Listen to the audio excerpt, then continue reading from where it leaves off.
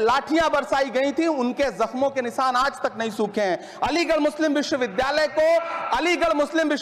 को लेकर के वहां के सांसद जिस तरह की भाषा का इस्तेमाल करते हैं वो बहुत शर्मनाक है। माननीय मंत्री जी और सरकार से मैं आपके माध्यम से पूछना चाहता हूं और ये कहना चाहता हूं, आप बदलाव के नाम पर जो नई चीज लाने की कोशिश कर रहे हैं महोदय, नदियों को साफ मत करिए, उन्हें गंदा मत होने दीजिए, नदियां अपने आप साफ हो जाएंगी। सभापति महोदय, मैं तो कहना चाहता हूं कि जंगल मत उगाइए, बस पेड़ों को काटना बंद कर दीजिए, जंगल अपने आप उग जाएंगे। मैं तो सरकार से कहना चाहता हूं कि शांति स्थापित करने के लिए भाषण मत दीजिए, अशांति फैलाना बंद कर दीजिए, शांति अपने आप स्थापित हो जाएगी। मैं तो कहना चाहता हूं कि प्रेम फैलाने पर लंबे लंबे लेख मत लिखिए, बस नफरत करना बंद कर दीजिए, प्रेम अपने आप फैल जाएगा। इमरान प्रतापगढ़ी जी को सुन रहे थे, जिनका बयान सीओ अनुज चौधरी पर था। होली तो ख़त्म हो गई, हिंदू मुसलमान को लेकर जो भड़काने की कोशिश थी वो उनका मंसूबा कायम नहीं हो पाया, मुकम्मल नहीं हो पाया। ये बहादुरी दिखाई हिंदुओं ने, हिंदू भाइयों ने और मुसलमान भाइयों ने, जो एग्रेशन में, अक्रोध में नहीं है, नेताओं के चक्कर में नहीं है। इमरान प्रतापगढ़ी को आपने सुना, उन्होंने जवाब मांगा, वो जवाब सीओ अनुज चौधरी से नहीं मिला और नहीं सीएम योगी आदित्यनाथ, खैर वो तो देंगे भी नहीं। संभल में जिस तरीके से होली मनी, जिस तरीके से नमाज अदा की गई, वो काबिल तारीफ़ है। और यहाँ पे तारीफ़ इसलिए बनती है क्योंकि बहुत डर था लोगों के जहन में। हालांकि बाकी स्टेट और ज़िलों में बुरी खबरें आई हैं जिसका जिक्र हम अगले वीडियो में करेंगे, लेकिन अभी बात इमरान प्रतापगढ़ी को लेकर कि सदन के अंदर, पार्लियामेंट के अंदर उन्होंने सीएम योगी आदित्यनाथ और सीओ साहब से जो सवाल पूछा वो सुनने और देखने के लायक था, जो आप लोगों को भी देखना चाहिए। जरा धीरे ध्यान से पूरे वीडियो को देखिए। एक तरफ प्रधानमंत्री जी कहते हैं सबका साथ सबका विकास, एक हाथ में कंप्यूटर एक हाथ में कुरान, लेकिन जब स्कॉलरशिप आप बंद कर देते हैं तो गरीब तबके से आने वाला अल्पसंख्यक समुदाय के जो बच्चे हैं उनकी शिक्षा व्यवस्था को लेकर के, उनकी शिक्षा को आगे बढ़ाने को लेकर के आपके पास क्या प्लान है?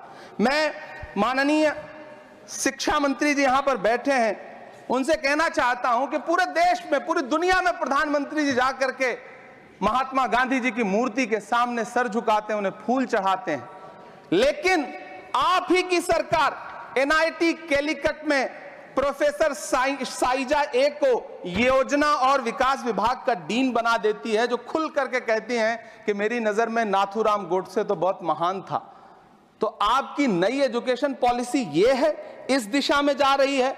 मैं आपके महोदय से, सभापति महोदय, ये कहना चाहता हूं कि किस तरह से एनसीईआरटी की किताबों में सांप्रदायिकता को परोसा जा रहा है। माननीय मंत्री जी, क्या आपके संज्ञान में है कि केंद्रीय हिंदी संस्थान और नीपा जैसे जो संस्थान हैं उसमें अघोषित तौर पर यह कह दिया गया है कि देवनागरी में लिखते हुए जो नुक्ते लगाए जाते थे, जिनको यह कहा जाता है कि वो उर्दू से आते हैं, उनको अघोषित तौर पर रोक दिया है कि नई छपने वाली किसी भी किताब में नुक्ता नहीं लगाया जाएगा।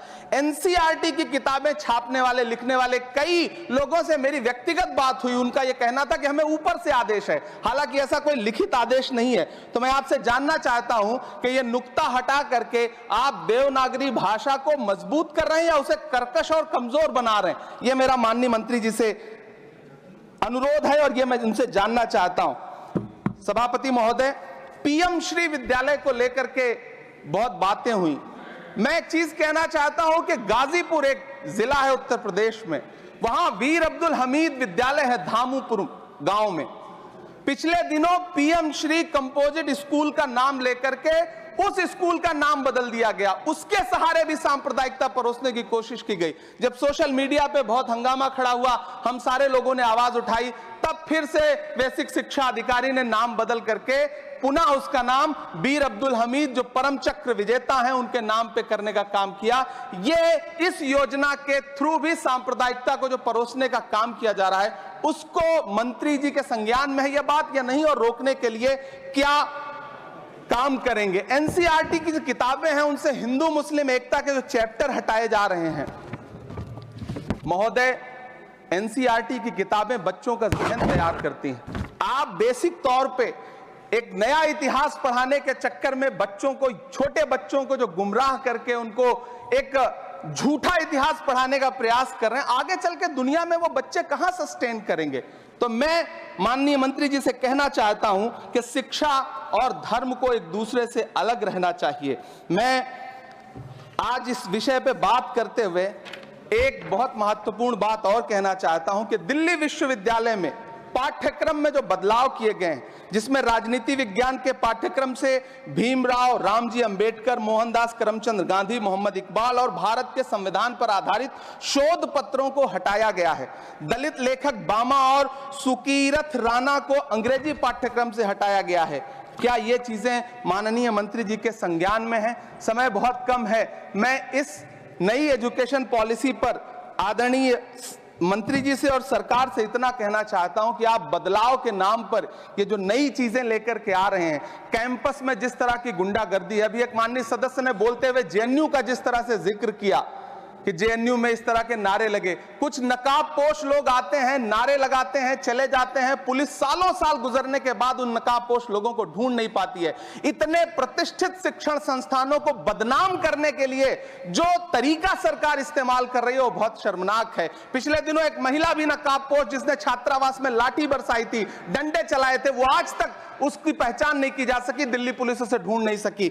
जामिया की लाइब्रेरी में जिस तरह से लाठियां बरसाई गई थी, उनके जख्मों के निशान आज तक नहीं सूखे हैं। अलीगढ़ मुस्लिम विश्वविद्यालय को लेकर के वहां के सांसद जिस तरह की भाषा का इस्तेमाल करते हैं वो बहुत शर्मनाक है।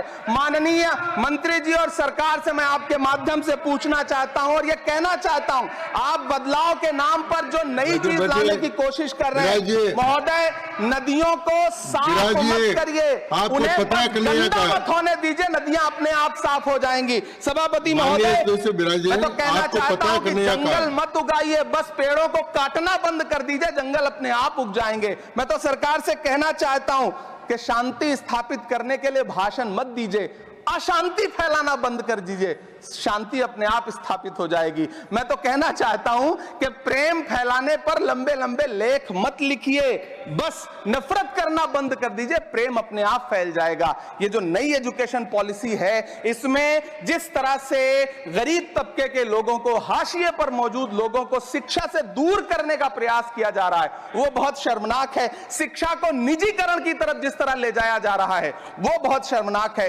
माननीय मंत्री जी इस पर सोचें और इसे सुधार कर। इमरान प्रतापगढ़ी को आप सुन रहे थे, साफ शब्दों में उन्होंने बता दिया कि किस तरीके से ये कैसी जलालत है, ये कैसी फजीहत करवा रहे हैं सीओ। जो अधिकारी हैं वो खुद योगी पुलिस के हैं, जो योगी की पुलिस की शाख बनी हुई थी उस पर वो दाग लगाने की कोशिश कर रहे हैं। उन्हीं के बयान की वजह से हिंदू मुसलमान रमज़ान, जुमा और होली पर जो है विवाद शुरू हो गया, 80-20 की कहानी शुरू हो गई। लेकिन मैं बार बार लोगों की तारीफ़ करूंगा, हिंदू भाइयों की, मुसलमान भाइयों की, जो इन नफरतियों के चक्कर में नहीं आए और अपनी हिफाजत दिखाया उन्होंने, और खुश खुश हिंदू भाइयों ने भी अपनी होली मनाई और नमाज अदा भी मुसलमान भाइयों ने किया। उनका भी रमज़ान पाक महीना चल रहा है।